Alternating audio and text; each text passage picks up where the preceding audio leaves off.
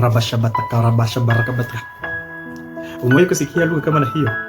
Anasema kwamba anazungumza ama amenena kwa lugha, amejaa Roho Mtakatifu.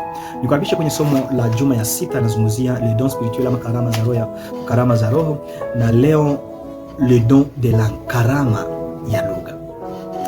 Nitafsiri kusoma pamoja nami kwenye Wakorintho wa kwanza 14:5, 13, 16, 17 na Wakorintho wa kwanza 12:10, 13. Tuangalie quelle instruction particulière Paul donne-t-il concernant les dons de langue. Paul anatoa tahadhari gani muhimu kuhusu karama ya lugha?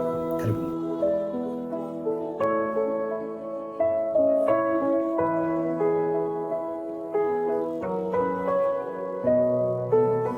Navutiwa na Wakorintho wa kwanza 14:13, mahali ambapo mwandishi anasema, kwa sababu hiyo yeye anenaye kwa lugha na aombe ili apate kufasiri yale anayosema. Mahali fulani tulikuwa na wachungaji fulani wa madhehebu fulani, marafiki zangu, sitaki kuwataja jina, lakini pale rafiki mmoja tulikuwa tukizungumzia kuhusu karama ya Roho, na alikuwa akiniambia, na je, unaamini? Nasema ndio, naamini karama ya Roho. Unaielewaje? Nikamueleza namna gani naielewa, lakini yeye katika mtazamo wake alikuwa akielewa kwamba ni umejazwa na Roho Mtakatifu, nafikia muda fulani unazungumza lugha, anasema lugha ya malaika ambayo wewe mwenyewe hata huelewi. Nasema je, wewe kufikia? Nasema ndio, siku moja kabisa nilijikuta katika uwepo wa Mungu na nikaanza kunena kwa lugha. Karama ya lugha maana yake nini? Msisitizo wa Paulo juu ya karama ya lugha na matumizi yake sahihi unamaanisha kwamba ilikuwa inatumiwa vibaya kabisa na washiriki wa kanisa la Korintho na kusababisha mchafuko na mfarakano kati ya na mchafuko katika ibada kabisa. Hapo tu kanisani katika ibada, lakini kwa sababu watu walikuwa wakielewa karama vibaya, kulikuwa mchafuko. Wakorintho wa kwanza 14:13. Sawa sawa na katika madhehebu zingi siku hizi, karama ya lugha ni uwezo wa kuzungumza lugha za kibinadamu au za malaika zisizojulikana kwa mtu huyo. Wakorintho wa kwanza 13:1. Wakati lugha hii haijulikani kwa msikilizaji, inahitaji tafsiri. Kwenye Matendo ya Mitume 2:8, Wakorintho wa kwanza 14:2 na 13:14 hata 17 hadi 18. Kwa hivyo nasema kwamba fulani ana karama ya lugha wakati anao uwezo wa kujifunza lugha mpya kwa urahisi. Nazungumza Kiingereza. Ukifika Uingereza unazungumza kwa urahisi, Ufaransa, huko Tanzania Kiswahili, huko kwetu Kongo sijui North Kivu unazungumza Kinande, Uluyira. Kwa hivyo unapokuwa na urahisi wa kuzungumza hiyo, Mungu anakuwa amekupatia karama ya lugha. Na ukiwa na lugha yote ambayo haisikilikani, basi haina maana.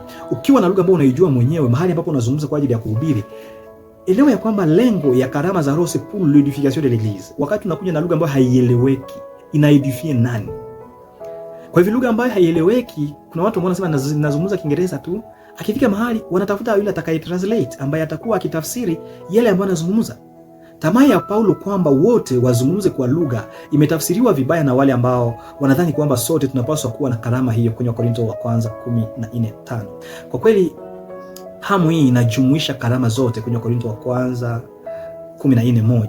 Paulo alikuwa tayari ameweka wazi kwamba sasa kila mtu hupewa udhihirisho wa Roho kwa faida ya wote. Kwa hiyo si kila mtu anayepokea hiyo karama. Tutumikishe hiyo karama kwa ajili ya kuwasaidia wengine.